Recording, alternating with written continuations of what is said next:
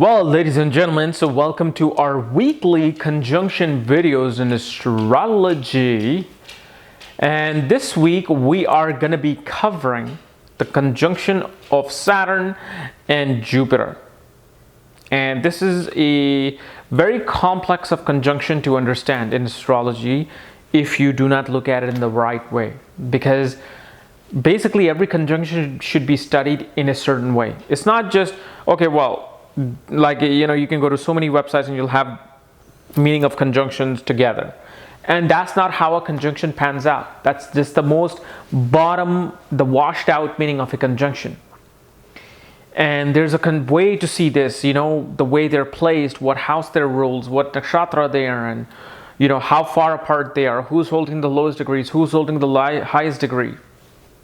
And I've actually written a book on this called Conjunction at the Speed of Light, where I cover 2 all the way to 8 planetary conjunctions, and I have the meaning of them and how you study these conjunctions. And for that, check out the links here where you can find this book along with my book Astrology and Aspects of the Speed of Light, including my new magazine that's based on career and destiny and how to find all these things, including all the other options in the shop section in this link. So talking about Jupiter and Saturn conjunction. What happens is this, and this is probably make the most sense to all the newcomers to astrology, is that Jupiter's expansion, that's the basic premise of Jupiter. It's the great benefic, and what it does, it expands things.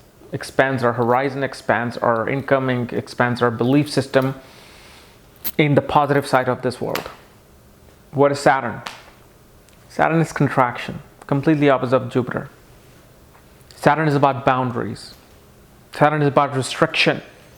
Saturn is about working in the confined space that has been given to you. And if you try to go outside of it, well, Saturn doesn't hold himself responsible and you'll simply be, out. And that's the thing about this conjunction, and that's the reason why it's so confusing, because it's contraction, expansion, or expansion, contraction. And this conjunction always keep fighting like this, up and down, up and down, up and down. And when a person has this conjunction, what happens is that at 1 minute, they'll be greatly motivated. Yes, I can make the change in the world. Yes, we can. And then the next minute, well, we're going to have to take a realistic approach to this, and we're going to have to really see if we can make this happen. And then the next day, yes, no, we can happen. We can make this difference. And where's the best place you hear this, especially for the last 6 years, is our President of the United States, Barack Obama, who has the conjunction of Jupiter and Saturn, where at one point he was a great motivator. He just brought in the crowds, the young people, to vote for him. And as soon as his boundaries came in front of him, okay, even as a president, I don't have power because I gotta go through Congress. I gotta go through the Senate. I gotta go through all the Republican, Democrat bullshit. All right, maybe I need to just contract my horizons a bit. I gotta just be a little bit more realistic here than to just give you guys a change in the first 3 months in my office. And that's the best way to explain this conjunction. And what happens is Jupiter represents what? Your morals, your divine intelligence, the law of the land. Jupiter is the one who writes the law. Then what is Saturn? Saturn represents the person who implements the law, who uses the law to bring it to societies, who tells you, hey, this is the law, you better follow it. If you don't follow it, you're going to go to jail. You better follow this law. If you don't follow it, we're going to fine you this much. And then what Saturn is that Saturn is reality, practicality. And Saturn represents conservativeness. Jupiter is also conservative, okay? So don't get that wrong. Jupiter and Saturn are both conservative. And usually when they come together, a person is very, very mature, first of all. And their sense of judgment is very good. They're able to make the right decision most of the time, okay? And this is a very common conjunction you will find in people who are judges and lawyers And also, as you know, Jupiter represents biology. Jupiter represents molecule, the bacterial life. Saturn represents mechanical things, machines. And usually I also find that these two planets conjunct, you will find these people in microbiology, in biomedical or biomechanical fields as well. But mainly what these people do, no matter what field they're in, you can be an actor, and this actor will exuberate a good sense of judgment. They will pick roles that kind of exemplifies how they judge things. Because these are the people who know how to use the law and then implement the law, and they look at the rules and regulations, they look at things practically, and that's how they proceed forward. Now, one thing we need to still understand is what happens how far these planets are, first of all. If Jupiter is at 1 degree and Saturn is at 28 degrees, there's no sense in talking about this conjunction. It won't have the same effect, okay? Your judgment might be going the other way. Your conservativeness might be going the other way. What this conjunction is really going to matter is when these two planets are within 10 to 12 degrees of each other. But remember, in my conjunction videos, we talk about what happens when Jupiter holds the lowest degree, or what happens when Saturn holds the lowest degree, like every other planet. So let's discuss that. So what happens when, one of these planets are holding a certain degree in place? So let's say if Saturn holds the lowest degree, Saturn is at 10 degree, your Jupiter is at 15 degree, okay? Strong conjunction, strong effect. So as I talked to you guys about in conjunction, the planet that holds the lowest degree becomes more powerful in the conjunction because he's the one that is holding the other planet on his shoulder. He's the one that is throwing its rays upon the other planet who's already up high above him. This is why planet at the bottom has the most say. And you will find this time and time and time and time again. So Jupiter is a very optimistic planet. He's a natural advisor, a counselor, a teacher, a motivator. Okay? So Jupiter, he wants to expand. He wants to always think big. But when Saturn holds the lowest degree, what happens is this person wants to expand the horizon, wants to expand things related to conservatism. Like this person is all about how we should behave in society. He said we need to expand our ability to be more disciplined and organized and structured. They will become like teachers of histories, teachers of constitutions.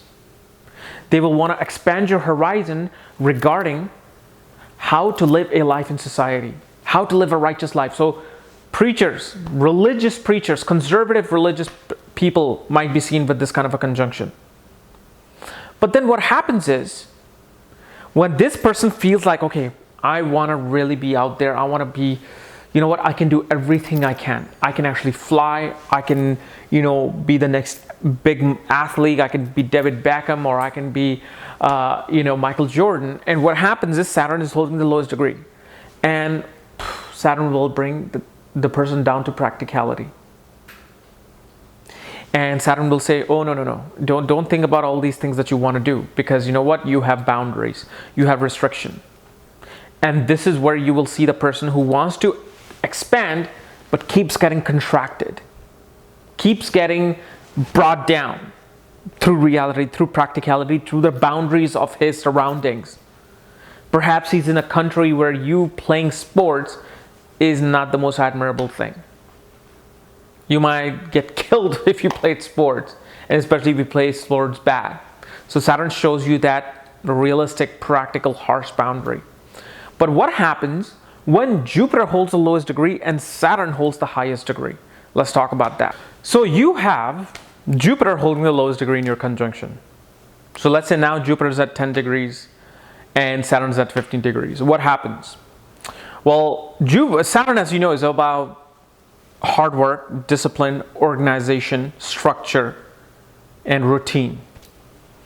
And depending upon whatever sign this person is going to feel like, okay, I need to be more disciplined, practical, structured, and organized about what I do in this life. But then you have the benefic planet Jupiter at the bottom, lighting that fire upon this person. What happens now is that this person is like, okay, I am a very disciplined person, I'm organized and I'm structured. But what I really want to do is I want to expand my life. I want to expand my thinking, my horizon through my hard work.